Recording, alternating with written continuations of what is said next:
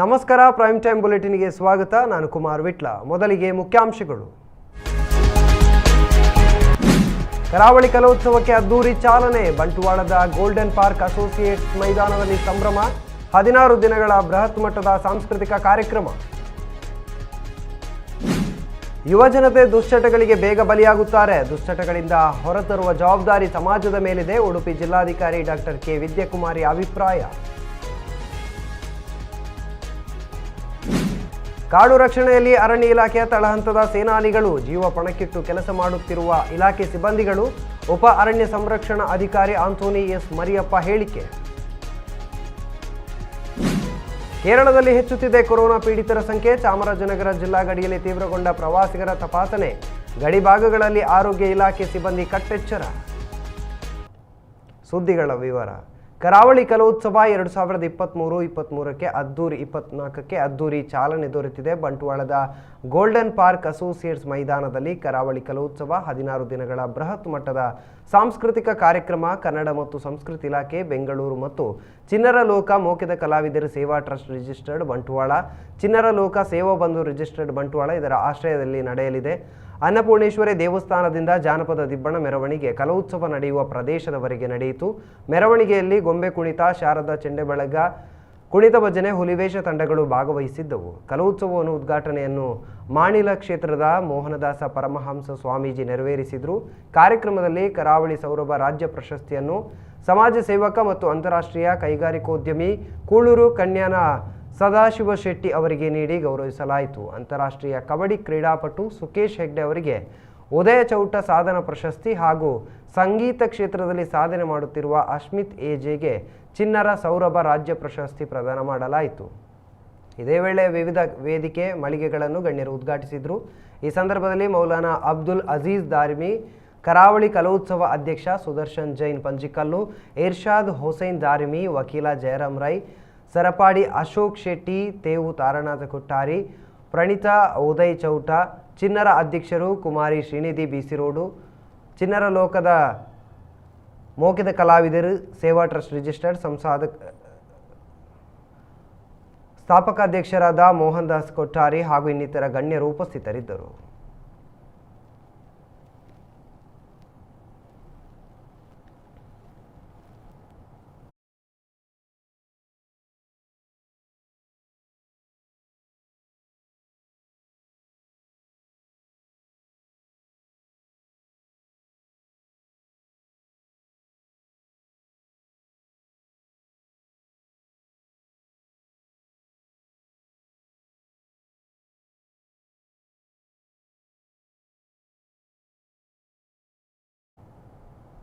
ಯುವಜನತೆ ದುಶ್ಚಟಗಳಿಗೆ ಬೇಗ ಬಲಿಯಾಗುತ್ತಾರೆ. ಆದರೆ ಅದರಿಂದ ಹೊರಬರುವುದು ತುಂಬ ಕಷ್ಟ. ಅವರನ್ನು ದುಶ್ಚಟಗಳಿಂದ ಹೊರತರುವ ಜವಾಬ್ದಾರಿ ಸಮಾಜದ ಮೇಲೆ ಇದೆ ಎಂದು ಉಡುಪಿ ಜಿಲ್ಲಾಧಿಕಾರಿ ಡಾಕ್ಟರ್ ಕೆ ವಿದ್ಯಾಕುಮಾರಿ ಅವರು ಹೇಳಿದರು. Kamal V Baliga charitable trust Mumbai, doctor A V Baliga ಸ್ಮಾರಕ ಆಸ್ಪತ್ರೆ ಉಡುಪಿ ಹಾಗೂ ಭಾರತೀಯ ವೈದ್ಯಕೀಯ ಸಂಘ ಉಡುಪಿ ಕರಾವಳಿ ಇದರ ಆಶ್ರಯದಲ್ಲಿ 32ನೇ ಮದ್ಯವ್ಯಸನ ವಿಮುಕ್ತಿ ವಸತಿ ಶಿಬಿರ ಉದ್ಘಾಟಿಸಿ ಅವರು ಮಾತನಾಡಿದರು. ಇವತ್ತು ಮದ್ಯವರ್ಜನ ಶಿಬಿರಕ್ಕೆ ಬರುವ ಮೂಲಕ ಅವರು ಗಟ್ಟಿ ನಿರ್ಧಾರ ಮಾಡಿದ್ದಾರೆ. ಅದು ತುಂಬ ಮುಖ್ಯ. ಅವರೆಲ್ಲರಿಗೂ ಒಳ್ಳೆಯದಾಗಲಿ. ಬಾಳಿಗ ಆಸ್ಪತ್ರೆಯ ಈ ಸಾಮಾಜಿಕ ಕಾರ್ಯ ಅಭಿನಂದನೀಯ ಎಂದರು. ಡಾಕ್ಟರ್ ಎ ವಿ ಬಾಳಿಗ ಆಸ್ಪತ್ರೆ ಕಳೆದ 20 ವರ್ಷಗಳಿಂದ ಜಿಲ್ಲೆಯಾದ್ಯಂತ ಮದ್ಯವ್ಯಸನದಿಂದ ಆಗುವ ದುಷ್ಪರಿಣಾಮಗಳ ಕುರಿತು ಸಮುದಾಯದಲ್ಲಿ ಅರಿವು ಮೂಡಿಸುವ ಹಾಗೂ ಅದಕ್ಕೆ ಚಿಕಿತ್ಸೆ ನೀಡುವ ಕಾರ್ಯ ಮಾಡುತ್ತಾ ಬಂದಿದ್ದು ಇದುವರೆಗೂ 31 ಶಿಬಿರಗಳನ್ನು ಆಯೋಜಿಸಿದೆ. ಈ ಶಿಬಿರವು ಜನವರಿ 1ರಿಂದ 10ರ ತನಕ ನಡೆಯಲಿದೆ. ದೊಡ್ಡನಗುಡ್ಡೆಯ ಡಾಕ್ಟರ್ ಎ ವಿ ಬಾಳಿಗ ಸ್ಮಾರಕ ಆಸ್ಪತ್ರೆಯ ಕಮಲ್ ಎ ಬಾಳಿಗ ಸಭಾಂಗಣದಲ್ಲಿ ನಡೆದ ಕಾರ್ಯಕ್ರಮದಲ್ಲಿ ಮುಖ್ಯ ಅತಿಥಿಗಳಾಗಿ ಮಂಗಳೂರು ಎನಪೋಯ ವಿವಿಯ ಮನೋವೈದ್ಯಕೀಯ ವಿಭಾಗದ ಮುಖ್ಯಸ್ಥ ಡಾಕ್ಟರ್ ಅನಿಲ್ ಕಾಕುಂಜೆ ಹಾಗೂ IMI ಉಡುಪಿ ಕರಾವಳಿಯ ಅಧ್ಯಕ್ಷೆ ಹಾಗೂ ಖ್ಯಾತ ಪ್ರಸೂತಿ ತಜ್ಞೆ ಡಾಕ್ಟರ್ ರಾಜಲಕ್ಷ್ಮಿ ಮುಖ್ಯ ಅತಿಥಿಗಳಾಗಿ ಭಾಗವಹಿಸಿದರು. ಆಸ್ಪತ್ರೆಯ ನಿರ್ದೇಶಕ ಹಾಗೂ ಖ್ಯಾತ ಮನೋವೈದ್ಯ ಡಾಕ್ಟರ್ PV ಭಂಡಾರಿ ಅಧ್ಯಕ್ಷತೆ ವಹಿಸಲಿದ್ದರು.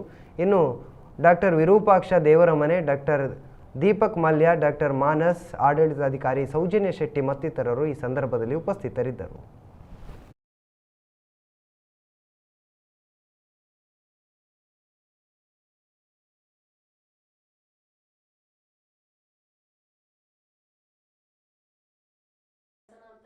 ಬೇರೆ ಯಾವುದೇ ಒಂದು ದುಶ್ಚಟಕ್ಕೆ ನಾವು ಬಲಿಯಾದಾಗ ಆಗುವಂತಹ ಒಂದು ಸಮಸ್ಯೆ ಇದೆ ಅಲ್ವಾ, ಅದು ನಮ್ಗೆ ಮಾತ್ರ ಅಲ್ಲ, ಕುಟುಂಬದವರಿಗೆ ಅಥವಾ ನಮ್ಮನ್ನು ನಂಬಿಕೊಂಡಂತಹ ಕುಟುಂಬಕ್ಕೂ ಕೂಡ ಸಮಸ್ಯೆ ಆಗುತ್ತೆ.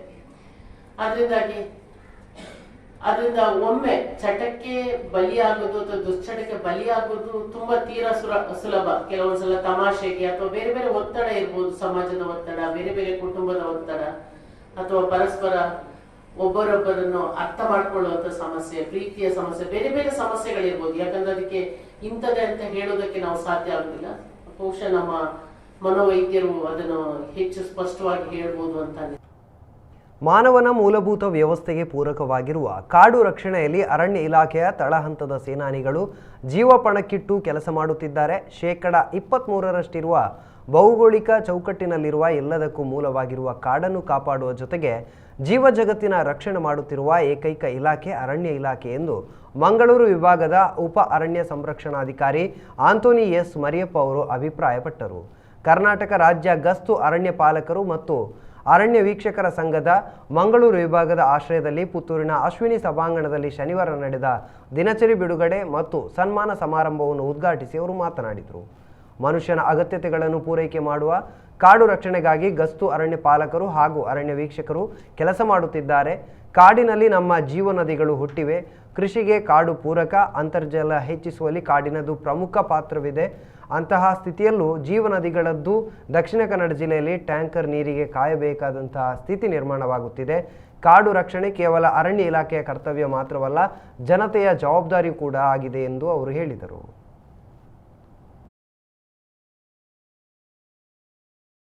ಬೆನಿಫಿಟ್ಸ್ ಇದೆ, ಏನೇನು ಇದು ಅಂತ ಹೇಳಿ ಒಬ್ರಿಗೊಬ್ರು ಕಾಂಪಿಟೇಷನ್ ಕೊಟ್ಟು, it is very happy to know some banks have come with accidental coverage of 60 lakhs, 80 lakh. ನಾನು ಏನ್ ಹೇಳ್ತಾ ಇದ್ದೇನೆ ಅಂದ್ರೆ, it is not a cost what we are equating to the life of a person. ಆದ್ರೆ ಅನಾಹುತಗಳು ನಿಮ್ಮನ್ನ ಕೇಳಿ ಯಾವತ್ತೂ ಬರುವುದಿಲ್ಲ. ಅನಾಹುತ ಆದಲ್ಲಿ ನಿಮ್ಮ ನಂತರ ಇರುವ ನಿಮ್ಮ ಕುಟುಂಬದವರಿಗೆ ಏನಾದರೂ ಒಂದು ನೆರವು ಆಗುವಾಗ ಆ ನೆರವನ್ನು ಇವಾಗಲೇ ನಾವು ಮಾಡಿಕೊಳ್ಳೋದು ನಮ್ಮ ಒಂದು ಕರ್ತವ್ಯ. ಉಡುಪಿ ಜಿಲ್ಲೆ ಬೊಮ್ಮರಬೆಟ್ಟು ಗ್ರಾಮ ಪಂಚಾಯತ್ಗೆ ಶಾಸಕರಾದ ಗುರ್ಮೆ ಸುರೇಶ್ ಶೆಟ್ಟಿ ಅವರು ಭೇಟಿ ನೀಡಿದರು. ಪರಿಶಿಷ್ಟ ಜಾತಿ ಮತ್ತು ಪರಿಶಿಷ್ಟ ಪಂಗಡದ ಮೀಸಲು ನಿಧಿ ಯೋಜನೆಯಡಿ ವಿದ್ಯಾರ್ಥಿ ವೇತನ, ಶವ ಸಂಸ್ಕಾರ, ವೈದ್ಯಕೀಯ ವೆಚ್ಚದ ಚೆಕ್ ಅನ್ನು ಶಾಸಕ ಗುರ್ಮೆ ಸುರೇಶ್ ಶೆಟ್ಟಿ ಅವರು ಫಲಾನುಭವಿಗಳಿಗೆ ವಿತರಿಸಿದರು. ಈ ಸಂದರ್ಭದಲ್ಲಿ ಬೊಮ್ಮರಬೆಟ್ಟು ಗ್ರಾಮ ಪಂಚಾಯತ್ ಅಧ್ಯಕ್ಷರಾದ ಜಯಂತಿ ಶೆಟ್ಟಿ, ಉಪಾಧ್ಯಕ್ಷರಾದ ಹರೀಶ್ ಸಾಲಿಯಾನ್, ಗ್ರಾಮ ಪಂಚಾಯತ್ ಸದಸ್ಯರಾದ ಸುನಿಲ್ ಶೆಟ್ಟಿ, ನಾರಾಯಣ ನಾಯ್ಕ, ಬೊಮ್ಮರಬೆಟ್ಟು ಗ್ರಾಮ ಪಂಚಾಯತ್ ಅಭಿವೃದ್ಧಿ ಅಧಿಕಾರಿಗಳಾದ ಮಂಜುನಾಥ, ಗ್ರಾಮಾಡಳಿತ ಅಧಿಕಾರಿಗಳಾದ ಗಜೇಂದ್ರ ಅವರು ಉಪಸ್ಥಿತರಿದ್ದರು.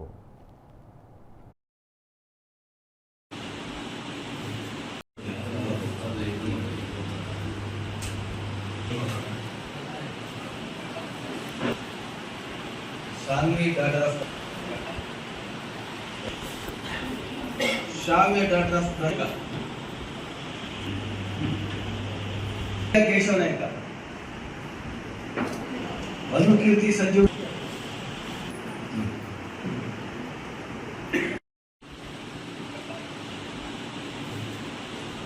ವೈದ್ಯಕೀಯ ವೆಚ್ಚ, ಗೀತಾ. ಹೊಸ ವರ್ಷದ ಮೊದಲನೇ ದಿನವಾದ ಸೋಮವಾರ ರಾತ್ರಿ ಚಾಮರಾಜನಗರ ಜಿಲ್ಲೆಯ ಹನೂರು ತಾಲೂಕಿನ ಮಲೆಮಹದೇಶ್ವರ ಬೆಟ್ಟಕ್ಕೆ ವೆಂಕಟೇಶ್ ಭೇಟಿ ನೀಡಿ ಮಲೆಮಹದೇಶ್ವರ ದೇವರ ದರ್ಶನವನ್ನು ಪಡೆದರು. ಚಾಮರಾಜನಗರ ಜಿಲ್ಲಾ ಉಸ್ತುವಾರಿ ಸಚಿವ ಕೆ ವೆಂಕಟೇಶ್ ಅವರು ಸೋಮವಾರ ಸಂಜೆ ಮೈಸೂರಿನಿಂದ ಮಹದೇಶ್ವರ ಬೆಟ್ಟಕ್ಕೆ ತೆರಳಿ ರಾತ್ರಿ ಜಿಲ್ಲಾಧಿಕಾರಿ ಶಿಲ್ಪಾ ನಾಗ್, ಶ್ರೀ ಮಲೆಮಹದೇಶ್ವರ ಸ್ವಾಮಿ ದೇವಸ್ಥಾನ ಕ್ಷೇತ್ರ ಅಭಿವೃದ್ಧಿ ಪ್ರಾಧಿಕಾರ ಕಾರ್ಯದರ್ಶಿ ಸರಸ್ವತಿ, ಕೊಳ್ಳೇಗಾಲ ಉಪವಿಭಾಗಾಧಿಕಾರಿ ಮಹೇಶ್ ಅವರೊಂದಿಗೆ ಪವಾಡ ಪುರುಷ ಮಲೆಮಹದೇಶ್ವರನ ದರ್ಶನ ಪಡೆದರು. ಬಳಿಕ ದೇವಾಲಯದ ಆವರಣದಲ್ಲಿರುವ ಕಚೇರಿಯಲ್ಲಿ ಶ್ರೀ ಮಲೆಮಹದೇಶ್ವರ ಸ್ವಾಮಿ ದೇವಸ್ಥಾನ ಕ್ಷೇತ್ರ ಅಭಿವೃದ್ಧಿ ಪ್ರಾಧಿಕಾರ ಹೊರತಂದಿರುವ 2024ರ ಕ್ಯಾಲೆಂಡರ್ ಅನ್ನು ಬಿಡುಗಡೆಗೊಳಿಸಿದರು.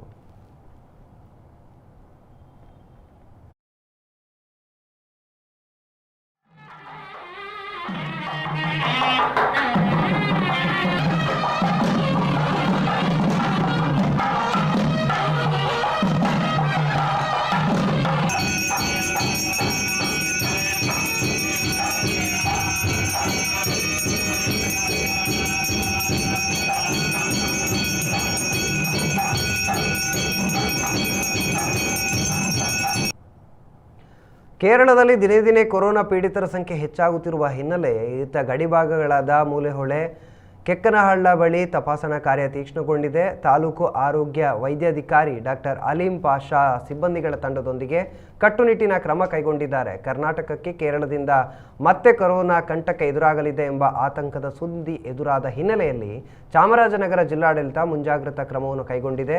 ಕೆಕ್ಕನಹಳ್ಳ ಮತ್ತು ಮೂಲೆಹೊಳೆ ಚೆಕ್ಪೋಸ್ಟ್ಗಳಲ್ಲಿ ಕರ್ನಾಟಕಕ್ಕೆ ಎಂಟ್ರಿ ಕೊಡುವಂಥ ಪ್ರವಾಸಿಗರನ್ನು ತಪಾಸಣೆಗೆ ಒಳಪಡಿಸಲಾಗುತ್ತಿದೆ. ಗಡಿಭಾಗಗಳಲ್ಲಿ ಆರೋಗ್ಯ ಇಲಾಖೆ ಸಿಬ್ಬಂದಿಗಳು ಮತ್ತು ಆಶಾ ಕಾರ್ಯಕರ್ತೆಯರನ್ನು ಕರ್ತವ್ಯಕ್ಕೆ ನಿಯೋಜಿಸಲಾಗಿದೆ.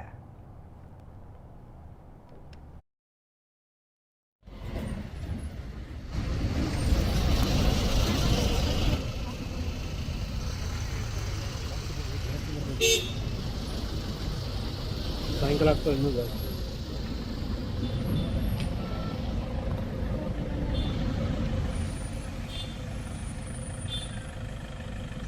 ಅಲ್ಲಿ ಜಾಮ್ ಆಗಿದೆ ಸಹ.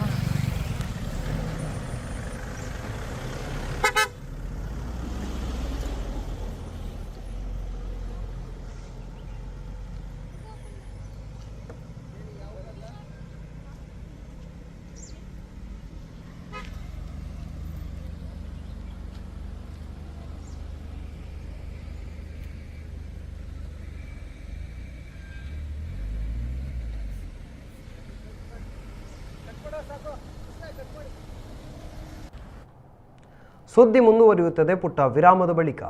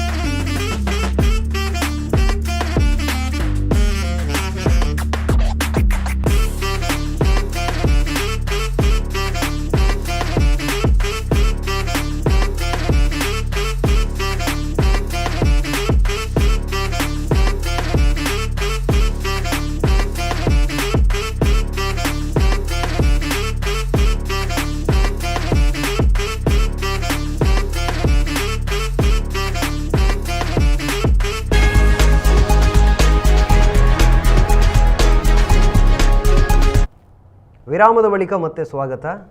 ಕಲಟಗಿ ಪಟ್ಟಣದ ಜ್ಯೋತಿನಗರದ ಅಯ್ಯಪ್ಪ ಸ್ವಾಮಿ ದೇವಸ್ಥಾನದ ಮಾಲಾಧಾರಿಗಳಿಂದ ಪಟ್ಟಣದ ಪ್ರಮುಖ ಬೀದಿಗಳಲ್ಲಿ ಅಯ್ಯಪ್ಪ ಸ್ವಾಮಿ ಮೂರ್ತಿ ಮೆರವಣಿಗೆ ನಡೆಯಿತು.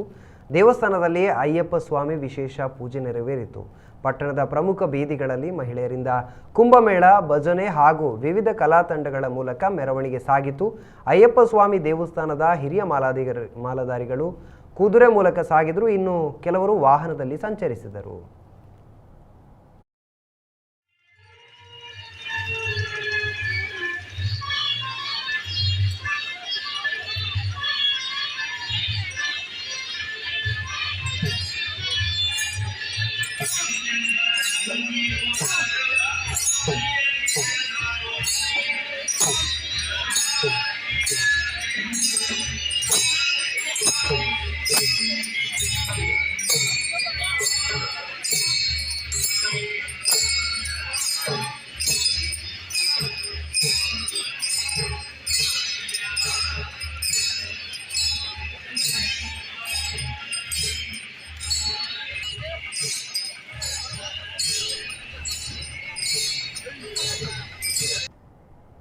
ವಿಶ್ವಗೀತ ಪರ್ಯಾಯ ಉಡುಪಿ ಶ್ರೀ ಕೃಷ್ಣ ಮಠ ಇದರ ಚತುರ್ಥ ಬಾರಿಗೆ ಪರ್ಯಾಯ ಪೀಠೋಪಕರಣ ಮಾಡಲಿರುವಂಥ ಉಡುಪಿ ಪುತ್ತಿಗೆ ಮಠಾಧೀಶರಾದ ಶ್ರೀ ಡಾಕ್ಟರ್ ಸುಗುಣೇಂದ್ರ ತೀರ್ಥ ಶ್ರೀಪಾದರು ಮತ್ತು ಶ್ರೀ ಸುಶೀಂದ್ರ ತೀರ್ಥ ಶ್ರೀಪಾದರಿಗೆ ಪುತ್ತೂರಿನಲ್ಲಿ ಪೌರ ಸನ್ಮಾನ ಕಾರ್ಯಕ್ರಮ ಜನವರಿ 4ರಂದು ಪುತ್ತೂರು ಮಹಾಲಿಂಗೇಶ್ವರ ದೇವಸ್ಥಾನದ ನಟರಾಜ ವೇದಿಕೆಯಲ್ಲಿ ನಡೆಯಲಿದೆ.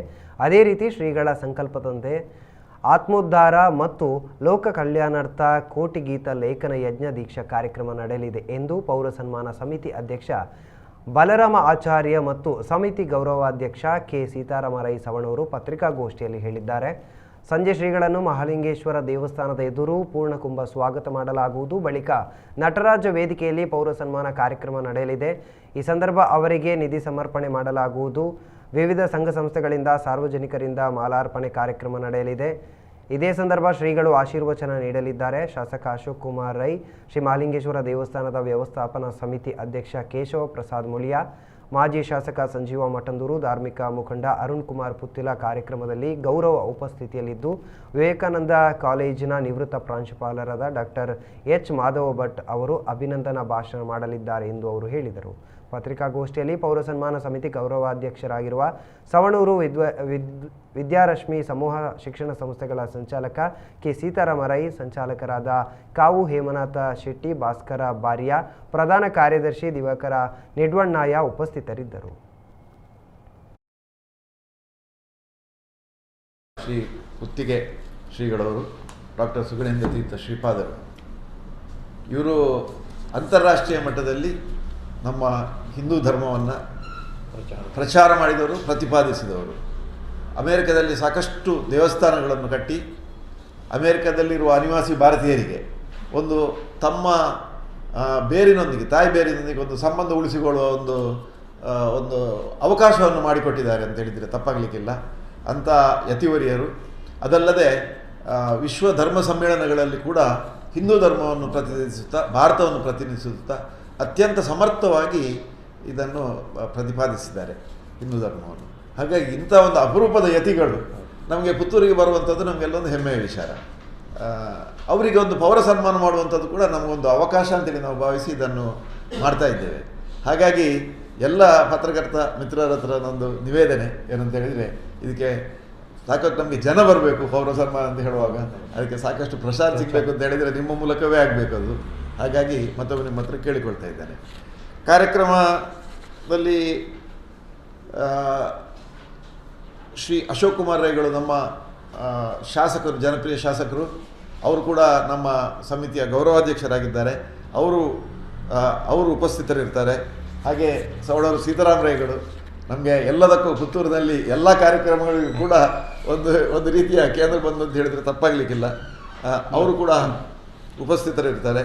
ಮುಳಿಯ ಕೇಶವ ಪ್ರಸಾದ್, ನಾವು ಎಲ್ಲ ಈ ಚಟುವಟಿಕೆಗಳು ದೇವಸ್ಥಾನದ, ಮಹಾಲಿಂಗೇಶ್ವರ ದೇವಸ್ಥಾನದ ಸುತ್ತಮುತ್ತವೇ ನಡೆಯುವಂಥದ್ದು. ನಟರಾಜ ವೇದಿಕೆಯಲ್ಲಿ ಸುರಿಗೆ ಸ್ವಾಗತ ಕೂಡ ಮಹಾಲಿಂಗೇಶ್ವರ ದೇವಸ್ಥಾನದ ಒಳಗೆ ಅವರನ್ನು ಕರ್ಕೊಂಡು ಹೋಗಿ ಅಲ್ಲಿ ಪೂಜೆ ಎಲ್ಲ ನಡೀಲಿಕ್ಕಿದೆ. ಹಾಗಾಗಿ ಕೇಶವ ಪ್ರಸಾದ್ ಕೂಡ ನಮ್ಮೊಂದಿಗೆ, ಅವರು ಕೂಡ ಗೌರವಾಧ್ಯಕ್ಷರು, ಅವರು ಕೂಡ ನಮ್ಮೊಂದಿಗೆ ವೇದಿಕೆಯಲ್ಲಿ ಇರಲಿಕ್ಕಿದ್ದಾರೆ. ಹಾಗೆ ನಮ್ಮ ಜನಪ್ರಿಯ ಮಾಜಿ ಶಾಸಕರಾದ ಸಂಜೀವ ಮಠಂದೂರು ಕೂಡ ವೇದಿಕೆಯಲ್ಲಿ ಇರ್ತಾರೆ. ಹಾಗೆ ಧಾರ್ಮಿಕ ಮುಖಂಡರು ಅರುಣ್ ಕುಮಾರ್ ಪುತ್ತಿಲ ಅವರು ಬರ್ತೇನೆ ಅಂತ ಹೇಳಿದ್ದಾರೆ. ಇನ್ನು ಅಭಿವಂದನಾ ಭಾಷಣ ಅವರದ್ದು ಡಾಕ್ಟರ್ ಮಾಧವ್ ಭಟ್ ಮಾಡಲಿಕ್ಕಿದ್ದಾರೆ. ಹಾಗೆ ನಾವು ಅವರಿಗೆ ಅಭಿನಂದನಾ ಪತ್ರವನ್ನು ಕೂಡ ನಾವು ಕೊಡುವವರಿದ್ದೇವೆ. ಮತ್ತು ಅವರಿಗೆ ಗೌರವ ಸಮರ್ಪಣೆ, ನಿಧಿ ಸಮರ್ಪಣೆ, ಇದಕ್ಕೆ ಈಗಾಗಲೇ ತಯಾರಿಗಳೆಲ್ಲ ಆಗಿದೆ. 4ನೇ ತಾರೀಕಿಗೆ 4 ಗಂಟೆಗೆ ಕಾರ್ಯಕ್ರಮ. ಅವರು ಬೆಳ್ತಂಗಡಿಯಿಂದ ಇಲ್ಲಿ ಬರುವವರಿದ್ದಾರೆ. ಬಂದ ನಂತರ ಅವರು ಸೀದಾ ನೇರವಾಗಿ ದೇವಸ್ಥಾನದ ಹತ್ತಿರ ನಾವು ಅವರನ್ನು ಸ್ವಾಗತಿಸ್ತೇವೆ. ಚಾಲಕನ ನಿಯಂತ್ರಣ ತಪ್ಪಿದ ಆಂಬ್ಯುಲೆನ್ಸ್ ಮೆಡಿಕಲ್ ಶಾಪ್ಗೆ ನುಗ್ಗಿದ ಘಟನೆ ಮಣಿಪಾಲ ಲಕ್ಷ್ಮೀಂದ್ರ ನಗರದ ಬಳಿ ಇಂದು ಮುಂಜಾನೆ ನಡೆದಿದೆ. ಆಂಬ್ಯುಲೆನ್ಸ್ ಮಣಿಪಾಲದಿಂದ ಉಡುಪಿ ಕಡೆಗೆ ತೆರಳುತ್ತಿತ್ತು. ಲಕ್ಷ್ಮೀಂದ್ರ ನಗರದ ಬಳಿ ಬರುತ್ತಿದ್ದಂತೆ ತಿರುವಿನಲ್ಲಿ ಚಾಲಕನ ನಿಯಂತ್ರಣ ತಪ್ಪಿದೆ. ಇದರಿಂದ ಪರಿಣಾಮ ಒಮ್ಮೆಗೆ ಬಲಕ್ಕೆ ತಿರುಗಿದ ಆಂಬ್ಯುಲೆನ್ಸ್ ರಸ್ತೆಯ ಪಕ್ಕದಲ್ಲಿದ್ದ ಜನ ಔಷಧಿ ಕೇಂದ್ರದೊಳಗೆ ನುಗ್ಗಿದೆ. ಪಕ್ಕದ ಅಂಗಡಿಗಳಿಗೂ ಹಾನಿಯಾಗಿದೆ. ಅಪಘಾತದಲ್ಲಿ ಚಾಲಕನಿಗೆ ಸಣ್ಣ ಪುಟ್ಟ ಗಾಯಗಳಾಗಿದೆ ಎಂದು ವರದಿಯಾಗಿದೆ.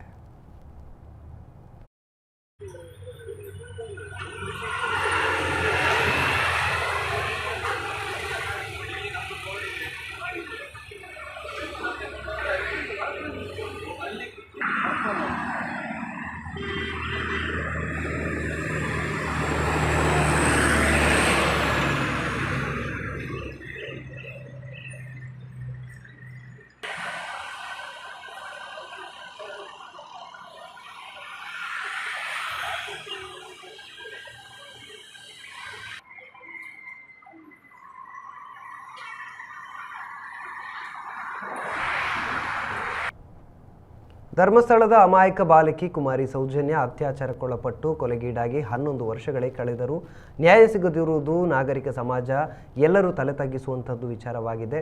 ಇನ್ನು ಈ ನಿಟ್ಟಿನಲ್ಲಿ ಇಡೀ ಸಮಾಜ ಒಂದಾಗಿ ನ್ಯಾಯ ಸಿಗುವ ತನಕ ವಿರಮಿಸಬಾರದು. ಮಾತ್ರವಲ್ಲದೆ ನಮ್ಮ ಕಡೆಯಿಂದ ಕಾನೂನಿನ ಹೋರಾಟ ಮುಂದುವರೆದಿದೆ. ಈ ಸಲ ಯಾವ ರಾಜಕೀಯ ಪಕ್ಷಗಳು ಸೌಜನ್ಯ ಪರವಾಗಿ ನಿಂತು ನ್ಯಾಯ ಕೊಡಿಸುತ್ತಾರೋ ಅವರಿಗೆ ಈ ಸಲ ಮತದಾನದ ಸಮಯದಲ್ಲಿ ನಮ್ಮ ಸಂಪೂರ್ಣ ಬೆಂಬಲ ಎಂದು ರಾಷ್ಟ್ರೀಯ ಹಿಂದೂ ಜಾಗರಣ ವೇದಿಕೆಯ ಸಂಸ್ಥಾಪಕ ಮಹೇಶ್ ಶೆಟ್ಟಿ ತಿಮರೋಡಿ ಕರೆ ನೀಡಿದರು. ಅವರು ರವಿವಾರ ಕಡಬದ ಮಾಡ್ದಾಳದಲ್ಲಿ ಸೌಜನ್ಯ ಪರ ಹೋರಾಟ ಸಮಿತಿಯ ನೇತೃತ್ವದಲ್ಲಿ ಜರುಗಿದ ಪ್ರತಿಭಟನಾ ಸಭೆಯನ್ನು ಉದ್ದೇಶಿಸಿ ಮಾತನಾಡಿದರು. ಈ ಸಂದರ್ಭದಲ್ಲಿ ಸಾಮಾಜಿಕ ಹೋರಾಟಗಾರ್ತಿ ಪ್ರಸನ್ನ ರವಿ, ಸೌಜನ್ಯಳ ತಾಯಿ ಶ್ರೀಮತಿ ಕುಸುಮಾವತಿ, ನ್ಯಾಯವಾದಿಗಳಾದ ಮೋಹಿತ್ ಕುಮಾರ್, ತುಳು ವಿಮರ್ಶಕ ತಮನ ಶೆಟ್ಟಿ, ನೀತಿ ತಂಡದ ಅಧ್ಯಕ್ಷ ಜಯಂತ್ ಟಿ ಮುಂತಾದವರು ಮಾತನಾಡಿದರು. ಸಾವಿರಾರು ಸಂಖ್ಯೆಯಲ್ಲಿ ಹೋರಾಟಗಾರರು ಮತ್ತು ಪ್ರಮುಖರು ಭಾಗವಹಿಸಿದರು. ದುಡ್ಡುಗಳಂತ ಬಂದ್ರೆ ಧರ್ಮಸ್ಥಳದಲ್ಲಿ ದೇವಸ್ಥಾನದಲ್ಲಿ ಇದ್ದ ಡಬ್ಬಿಯಾಗೆ ಕಾಸು ಬರುವುದಿಲ್ಲ. ವರ್ಷಕ್ಕೆ 500-600 ಕೋಟಿ. ಇವತ್ತು ಹೋರಾಟಗಾರರು ಮಾಡುವಂತ ಹೋರಾಟಕ್ಕೆ ಇಲ್ಲಿಯ ಖರ್ಚಿಗೆ ದುಡ್ಡು ಬರುವುದಿಲ್ಲ. ಮರ್ದಾಲದಲ್ಲೂ ಕೂಡ ಧಾರ್ಮಿಕ ಭಯೋತ್ಪಾದನೆ, ಧರ್ಮವನ್ನು, ಜಾತಿಗಳನ್ನು ಒಡೆಯುವಂತ ಕೆಲಸವನ್ನು ಮಾಡ್ತೀರಿ ಕಾಮಂದ. ಇದು ಜಾಸ್ತಿ ದಿವಸ ನಡೆಯುವುದಿಲ್ಲ. ನಿನ್ನ ಆಟ ಜಾಸ್ತಿ ದಿವಸ ನಡೆಯುವುದಿಲ್ಲ ಕಾಮಂದ. ಅತ್ಯಾಚಾರಿ ನಡೆಯುವುದಿಲ್ಲ. ಇದು ಮುಂದಿನ ದಿನಗಳಲ್ಲಿ ಇದಕ್ಕೆ ಉತ್ತರ ಈ ದೇಶದ ಕಾನೂನು ಕೊಡ್ತದೆ. ಇಲಾಖೆಯು ಕೊಡಬೇಕು, ರಾಜಕೀಯ ವ್ಯಕ್ತಿಗಳು ಕೊಡಬೇಕು. ಇಲ್ಲ ಆದ್ರೆ ಮಂಜುನಾಥ ಸ್ವಾಮಿ, ಅಣ್ಣಪ್ಪ ಸ್ವಾಮಿ ನಿಮ್ಮ ಮನೆ ನುಗ್ತಾರೆ. ಜಾಗ್ರತೆ ಮಾಡಿ ಅಂತ ಹೇಳುವಂತ ಎಚ್ಚರಿಕೆ ಇರಲಿ ನಿಮಗೆ. ಮತ್ತೊಂದು ಸ್ಪಷ್ಟಪಡಿಸ್ತೇನೆ, ಯಾವುದೇ ರಾಜಕೀಯ ಪಕ್ಷಗಳು ಸೌಜನ್ಯಕ್ಕೆ ನ್ಯಾಯ ತಂದು ಕೊಟ್ರೆ ಬೀದಿಯಲ್ಲಿ ನಿಮ್ ಜೊತೆಯಲ್ಲಿ ಹೋರಾಟ ಮಾಡ್ತೇವೆ. ನಿಮ್ ಜೊತೆಯಲ್ಲಿ ಬರ್ತೇವೆ ನಾವು. ಮಲ್ಪೆ ಮೀನುಗಾರಿಕಾ ಬಂದರಿನಲ್ಲಿ ಆಕಸ್ಮಿಕವಾಗಿ ಮೀನುಗಾರನೋರ್ವ ಸ್ಕೂಟರ್ ಸಮೇತ ಧಕ್ಕೆ ನೀರಿಗೆ ಬಿದ್ದ ಘಟನೆ ನಡೆದಿದೆ. ನೀರಿಗೆ ಬಿದ್ದ ವ್ಯಕ್ತಿ ಮುಳುಗಡೆಗೊಂಡು ಕಣ್ಮರೆಯಾಗಿದ್ದರು. ಇವರು ತಮಿಳುನಾಡು ಮೂಲದ ಮೀನುಗಾರರಾಗಿದ್ದು ಮಲ್ಪೆಯ ಬೋಟ್ ಒಂದರಲ್ಲಿ ಕಾರ್ಮಿಕನಾಗಿ ದುಡಿಯುತ್ತಿದ್ದರು. ನೀರಿಗೆ ಬಿದ್ದ ಮಾಹಿತಿ ತಿಳಿದು ತಕ್ಷಣ ಈಶ್ವರ್ ಮಲ್ಪೆ ಅವರು ಧಾವಿಸಿ ಬಂದು ನೀರಿಗೆ ಧುಮುಕಿ ಎಲ್ಲ ಕಡೆ ಜಾಲಾಡಿದರೂ ಆತನ ದೇಹ ಸಿಕ್ಕಿರಲಿಲ್ಲ. ಆದರೆ ಆತನ ಸ್ಕೂಟರ್ ಪತ್ತೆಯಾಗಿತ್ತು. ಹಗ್ಗದ ಸಹಾಯದಿಂದ ಮೇಲಕ್ಕೆತ್ತಲಾಯಿತು. ಇಂದು ಮೀನುಗಾರನ ಮೃತದೇಹ ಪತ್ತೆಯಾಗಿದ್ದು ಶವವನ್ನು ಮೇಲಕ್ಕೆತ್ತಲಾಯಿತು. ಮಲ್ಪೆ ಠಾಣೆಯಲ್ಲಿ ಈ ಬಗ್ಗೆ ಪ್ರಕರಣ ದಾಖಲಾಯಿತು.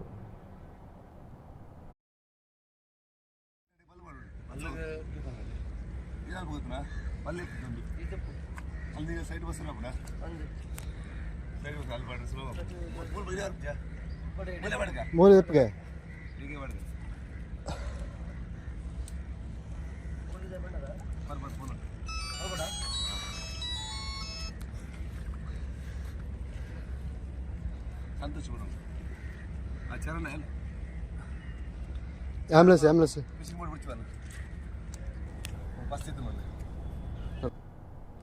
ಹೊಸ ಸರ್ಕಾರ ಅಧಿಕಾರಕ್ಕೆ ಬಂದ ಬಳಿಕ ರಾಜ್ಯದಲ್ಲೇ ಮೊದಲ ಬಾರಿಗೆ ದೊಡ್ಡ ಮಟ್ಟದಲ್ಲಿ ಹಕ್ಕುಪತ್ರ ವಿತರಣಾ ಸಮಾರಂಭ ಪುತ್ತೂರಿನಲ್ಲಿ ಆಯೋಜಿಸಲಾಗಿದೆ. ಅಕ್ರಮ ಸಕ್ರಮ ಮತ್ತು 94C ಸೇರಿದಂತೆ ಒಟ್ಟು 460 ಫಲಾನುಭವಿಗಳಿಗೆ ಹಕ್ಕುಪತ್ರ ವಿತರಣೆ ಮಾಡಲಾಗುತ್ತದೆ ಎಂದು ಶಾಸಕ ಅಶೋಕ್ ಕುಮಾರ್ ರೈ ಹೇಳಿದರು. ಪುತ್ತೂರು ಶಾಸಕರ ಕಚೇರಿಯಲ್ಲಿ ಮಂಗಳವಾರ ನಡೆದ ಸಮಾರಂಭದಲ್ಲಿ ಫಲಾನುಭವಿಗಳಿಗೆ ಹಕ್ಕುಪತ್ರವನ್ನು ವಿತರಿಸಿ ಅವರು ಮಾತನಾಡಿದರು. 187 ಫಲಾನುಭವಿಗಳಿಗೆ 94C ಮತ್ತು 94CC ಹಕ್ಕುಪತ್ರ ಹಾಗೂ 273 ಫಲಾನುಭವಿಗಳಿಗೆ ಅಕ್ರಮ ಸಕ್ರಮ ಹಕ್ಕುಪತ್ರಗಳನ್ನು ಇವತ್ತು ನೀಡಲಾಗುತ್ತಿದೆ. ದಕ್ಷಿಣ ಕನ್ನಡ, ಉಡುಪಿ ಮಾತ್ರವಲ್ಲದೆ ಇಡೀ ರಾಜ್ಯದಲ್ಲಿ ಎಲ್ಲೂ ಇಷ್ಟು ದೊಡ್ಡ ಪ್ರಮಾಣದ ಹಕ್ಕುಪತ್ರ ವಿತರಣೆ ಈ ಬಾರಿ ನಡೆದಿಲ್ಲ ಎಂದು ಅವರು ಹೇಳಿದರು. ಇದು ನನ್ನ ಕನಸಿನ ಯೋಜನೆಯಾಗಿದೆ. ಚುನಾವಣಾ ಸಂದರ್ಭದಲ್ಲಿ ನಾನು ಅಕ್ರಮ ಸಕ್ರಮ 94C ಹಕ್ಕುಪತ್ರಗಳನ್ನು ಯಾವುದೇ ಭ್ರಷ್ಟಾಚಾರವಿಲ್ಲದೆ ಬಡವರ ಮನೆ ಬಾಗಿಲಿಗೆ ಮುಟ್ಟಿಸುವುದಾಗಿ ಆಶ್ವಾಸನ ನೀಡಿದ್ದೆ. ಅದರಂತೆ ನಡೆದುಕೊಂಡಿದ್ದೇನೆ. ಈ ಮಂಜೂರಾತಿಯಲ್ಲಿ 1 ಪೈಸೆಯೂ ಲಂಚ ವ್ಯವಹಾರ ನಡೆದಿಲ್ಲ ಎಂದರು. ವಿಟ್ಲ ಹೋಬಳಿಗೆ ಸಂಬಂಧಿಸಿ 260 ಕಡತಗಳು ತಯಾರಾಗಿವೆ. ಶೀಘ್ರದಲ್ಲೇ ವಿಟ್ಲದಲ್ಲಿ ಕಾರ್ಯಕ್ರಮ ಏರ್ಪಡಿಸಿ ಅವುಗಳನ್ನು ವಿತರಿಸಲಾಗುವುದು ಎಂದು ಅವರು ಹೇಳಿದರು. ಸಕ್ರಮ 94C ಕೊಡ್ಲಿಕ್ಕೆ ತಯಾರಿ ಮಾಡಿದ್ದೇವೆ. ಅದರ ಒಂದು ಹೆಜ್ಜೆಯನ್ನು ಮುಂದೆ ಇಟ್ಟಿದ್ದೇನೆ ಅನ್ನೋ ಪ್ರೀತಿಯಿಂದ ಈ ಮಾತನ್ನು ನಾನು ಹೇಳಲಿಕ್ಕೆ ಇಚ್ಛೆ ಪಡ್ತಾ ಇದ್ದೇನೆ. ಯಾರು ಕೂಡ ಇಡೀ ಕರ್ನಾಟಕದಲ್ಲಿ ಅಕ್ರಮ ಸಕ್ರಮ ಸಮಿತಿಗಳು ಆಗಿರುವುದು ಭಾರಿ ಕಡಿಮೆ. ನಾನು ನಿನ್ನೆ ಕಮಿಷನರ್ ಹತ್ರ ಮಾತಾಡುವಾಗ, ರೆವಿನ್ಯೂ ಕಮಿಷನರ್ ಹತ್ರ ಮಾತಾಡುವಾಗ ಒಂದು ವಿಚಾರವನ್ನು ಉಲ್ಲೇಖ ಮಾಡಿದರು. ರೈಲ್ವೆ ಕರ್ನಾಟಕದಲ್ಲಿ ಯಾರು ಕೂಡ ಅಕ್ರಮ ಸಕ್ರಮ ಸಮಿತಿ ಮಾಡಿ ಮೀಟಿಂಗ್ ಮಾಡಿ ಇವತ್ತಿನವರೆಗೆ ಕಡತಗಳ ವಿಲೇವಾರಿ ಆಗಲಿಲ್ಲ. ಇವತ್ತು ವಿಲೇವಾರಿ ಆಗಿರೋದು ಅದು ಫಸ್ಟ್ ಟೈಮ್ ಆಗ್ತಿರೋದು ಪುತ್ತೂರಿನಲ್ಲಿ ಅನ್ನೋ ವಿಚಾರವನ್ನು ತಿಳಿಸಿದ್ರು. ಅದರಲ್ಲೂ ಕೂಡ ಇವತ್ತು ನಾವು ಸುಮಾರು 94cc ಮತ್ತೆ 94C 187 ಜನರಿಗೆ ಕೊಡ್ತಾ ಇದ್ದೇವೆ. ಅಕ್ರಮ ಸಕ್ರಮ ಸುಮಾರು 273 ಜನರಿಗೆ ಕೊಡ್ತಾ ಇದ್ದೇವೆ. ಜೊತೆಯಲ್ಲಿ ಎರಡೂ ಸೇರಿದ್ರೆ 460 ಜನರಿಗೆ ಈ ಅಕ್ರಮ ಸಕ್ರಮ ಮತ್ತು 94C ಅನ್ನು ನಾವು ಕ್ಲಿಯರ್ ಮಾಡ್ತಾ ಇದ್ದೇವೆ. ಜೊತೆಯಲ್ಲಿ ಇನ್ನು ನೆಕ್ಸ್ಟ್ ನಾವು ವಿಟ್ಲ ಉಪ್ಪಿನಂಗಡಿ ಭಾಗದಲ್ಲೂ ಕೂಡ ಸುಮಾರು 260 ಜನರ ಕಡತಗಳು ರೆಡಿ ಆಗಿದೆ. ಮುಂದಿನ ದಿವಸಗಳಲ್ಲಿ ಅದನ್ನು ಕೂಡ ಮಾಡುವಂತ ಕೆಲಸ ಮಾಡ್ತಾ ಇದ್ದೇವೆ. ಜೊತೆಯಲ್ಲಿ ಈ ಭಾಗದಲ್ಲಿ ಸುಮಾರು 28,000 ಕಡತಗಳು ಪೆಂಡಿಂಗ್ ಇದೆ. ಆ ವಿಟ್ಲ ಉಪ್ಪಿನಂಗಡಿ ಬಂಟ್ವಾಳ ಕ್ಷೇತ್ರ 12,000 ಕಡತಗಳು ಅಕ್ರಮ ಸಕ್ರಮ 94C ಕಡತಗಳು ಪೆಂಡಿಂಗ್ ಇದೆ. ಅದನ್ನು ಕೂಡ ಹಂತವಾಗಿ ಅಬ್ಜೆಕ್ಷನ್ ಇದ್ರೆ ಕಾನೂನಿನ ಅಡಿಯಲ್ಲಿ ಅದನ್ನು ಯಾವುದು ಸರಿಯಾಗಿದೆ ಅದನ್ನು ಮಾಡುವಂತ ಕೆಲಸ. ಕಾನೂನಲ್ಲಿ ಸ್ವಲ್ಪ ಸ್ವರವಾಗಿದ್ರು, ಸ್ವಲ್ಪ ಒತ್ತಡಗಳು ಆ ಕಡೆ ಈ ಕಡೆ ಇದ್ರು ಅದನ್ನು ನಮ್ಮ ತಹಸೀಲ್ದಾರ್ಗಳಿಗೆ ಹೇಳಿ ಅದನ್ನು ಮಾಡಿಸಿಕೊಡುವಂತ. ಯಾಕಂತ ಹೇಳಿದ್ರೆ ಅವರಿಗೂ ಈ ಕಾಲೇಜ್ ಇದೆ, ಇದು ನಾವು ಬಡವರಿಗೆ ಕೊಡುವಂತ ಜಾಗ, ಇದು ಯಾರ್ದು ಜಾಗವನ್ನು ನಾವು ಇನ್ನೊಬ್ಬರಿಗೆ ಕೊಡುವಂತದ್ದಲ್ಲ. ಬಡವರ ಜಾಗ, ಅವರ ಸ್ವಾಧೀನದಲ್ಲಿರುವಂತಹ ಜಾಗ, ಅವರು ಕೃಷಿ ಮಾಡಿದಂತ ಜಾಗ, ಅವು ಕಷ್ಟ ಬಂದಂತ ಜಾಗ, ಅದನ್ನು ಯಾವುದೇ ರೀತಿ ಭ್ರಷ್ಟಾಚಾರ ರಹಿತವಾಗಿ ಅದನ್ನು ಕೊಡುವಂತಹ ಕೆಲಸಕ್ಕೆ ಕೈ ಹಾಕಿದ್ದೇವೆ. ಅದನ್ನು ಖಂಡಿತ ಮುಂದಿನ ದಿವಸಗಳಲ್ಲಿ ಅದರಲ್ಲಿ ಕಾನೂನಾತ್ಮಕವಾಗಿ ಎಷ್ಟು ಕಡತಗಳಿವೆಯೋ ಅದನ್ನು ಮನೆಗೆ ತಲುಪಿಸುವ ತಹಸೀಲ್ದಾರಿಗೆ ನಾವು ಈಗಾಗಲೇ ವಿಚಾರವನ್ನು ತಿಳಿಸಿದ್ದೇವೆ. ಕಾರ್ಕಳ ತಾಲೂಕಿನ ನಿಟ್ಟೆ ಮಹಾಗಣಪತಿ ಸ್ಟೋನ್ ಕ್ರಷರ್ ಮಾಲೀಕನ ಮನೆ ಹಾಗೂ ಕಚೇರಿಗೆ ಬೆಳ್ಳಂಬೆಳಗ್ಗೆ ಇಡಿ ಅಧಿಕಾರಿಗಳು ದಾಳಿ ನಡೆಸಿದ್ದಾರೆ. 2 ಇನೋವಾ ಕಾರಿನಲ್ಲಿ ಬಂದಿದ್ದಂಥ 12 ಜನ ಇಡಿ ಅಧಿಕಾರಿಗಳು ದಾಖಲೆಗಳ ಪರಿಶೀಲನೆಯನ್ನು ನಡೆಸುತ್ತಿದ್ದಾರೆ. ತೀರ್ಥಹಳ್ಳಿಯ ನ್ಯಾಷನಲ್ ಕನ್ಸ್ಟ್ರಕ್ಷನ್ನಲ್ಲಿ ಅಕ್ರಮದ ಆರೋಪದ ಹಿನ್ನೆಲೆಯಲ್ಲಿ ಇಡಿ ದಾಳಿ ನಡೆದಿದೆ. ನ್ಯಾಷನಲ್ ಕನ್ಸ್ಟ್ರಕ್ಷನ್ ಗುಂಡ್ಯಡ್ಕದ ದಿನೇಶ್ ಶೆಟ್ಟಿ ಮಾಲಕತ್ವದ ಮಹಾಗಣಪತಿ ಕನ್ಸ್ಟ್ರಕ್ಷನ್ ಮೆಟೀರಿಯಲ್ಸ್ ಪೂರೈಸುತ್ತಿದ್ದು, ಈ ಕಾರಣಕ್ಕಾಗಿ ದಾಳಿ ನಡೆಸಿದ ಅಧಿಕಾರಿಗಳು ಮಾಲೀಕ ಮತ್ತು ಸಿಬ್ಬಂದಿಯನ್ನು ವಶಕ್ಕೆ ಪಡೆದು ವಿಚಾರಣೆ ನಡೆಸುತ್ತಿದ್ದಾರೆ. ಕ್ರಷರ್ ಮೇಲೆ ದಾಳಿ ನಡೆಸಿದ ಅಧಿಕಾರಿಗಳ ತಂಡ ಕ್ರಷರ್ ಮಾಲೀಕನ ಕಾರ್ಕಳ ಸಮೀಪ ಸುಧೀಂದ್ರ ರೆಸಿಡೆನ್ಸಿಯಲ್ಲಿರುವಂಥ ಫ್ಲ್ಯಾಟ್ ಮೇಲೂ ದಾಳಿ ನಡೆಸಿದ ಮಾಹಿತಿಗಳು ಲಭ್ಯ ಆಗಿದೆ. ಸತತ 4 ಗಂಟೆಗಳ ಕಾಲ ದಾಖಲೆಗಳ ಪರಿಶೀಲನೆ ನಡೆದಿದೆ ಎನ್ನಲಾಗಿದೆ.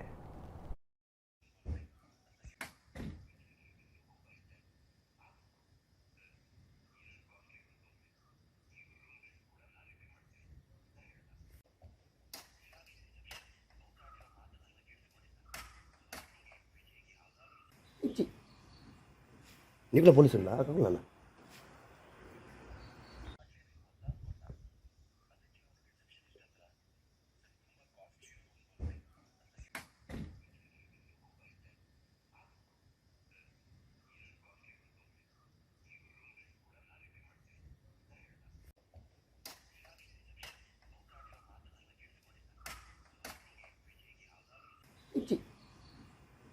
ನೀವೇ ಪೊಲೀಸಲ್ಲ ನಾನು